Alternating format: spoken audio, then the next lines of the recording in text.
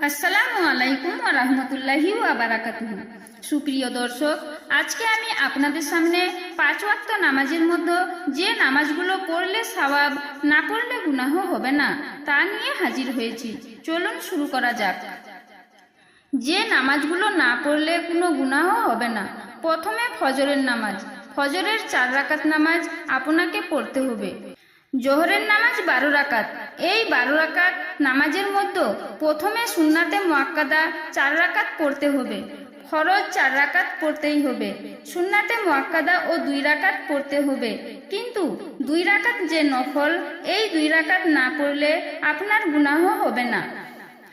এরপরে আসরের নামাজ।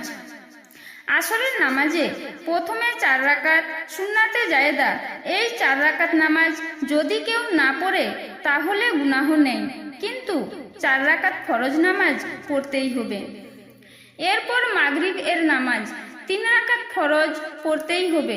সুন্নাতে মুআক্কাদা 2 রাকাত পড়তে হবে এবং 2 রাকাত নফল পড়লে সওয়াব, না পড়লে গুনাহ নাই। এরপর এশার নামাজ।